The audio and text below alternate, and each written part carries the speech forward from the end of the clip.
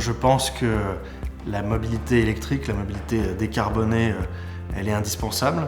Je le défends d'ailleurs à la fois à Autun, mais aussi au niveau européen. Je serai d'ailleurs pendant le Salon des maires à la COP 29 à Bakou, aussi pour porter la voix des élus locaux et les solutions qu'on peut porter localement pour participer au défi de la lutte contre le changement climatique. Et la mobilité électrique est évidemment un des grands enjeux de nos territoires. On est d'ailleurs en train de regarder au niveau communal, mais aussi au niveau départemental, pour faire ce qu'on a fait avec vous de manière plus large, un appel à manifestation d'intérêt pour des bornes sur l'ensemble du département. Et donc on fait un sondage pour les Authunois de savoir s'ils sont favorables à davantage de bornes, et ils sont favorables à encore installer d'autres bornes sur la ville, donc on n'a peut-être pas fini de se revoir. Je pense que les endroits qu'on propose pour l'installation de bornes, dans le cadre de contractualisation, d'appel à manifestation d'intérêt, doivent être gagnant-gagnant, à la fois pour la ville, pour les usages des habitants, mais aussi pour celui qui va exploiter la borne, pour qu'il y ait une certaine rentabilité. Et donc un passage dans la borne que nous avons à Autun, il y a à la fois l'espace sport nature, le pump track, le skatepark, les pistes VTT, le basket 3x3, et j'en passe, notre base de loisirs autour du lac d'Autun.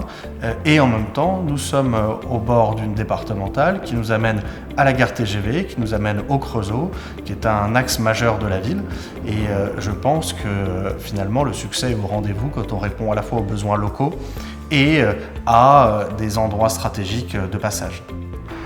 Nous sommes sur le domaine public communal, donc il est nécessaire de faire un appel à manifestation d'intérêt. Il y a une durée minimum de quelques semaines pour permettre l'expression d'intérêt.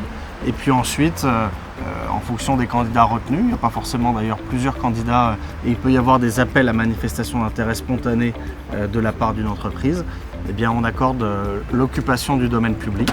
Et ensuite c'est assez rapide, Atlante est venu très vite finalement, on avait les réseaux qui étaient disponibles, implanter des bornes, faire le traçage et rendre les bornes ensuite très vite opérationnelles. Donc en quelques mois, entre le premier contact et la première recharge, l'affaire était faite.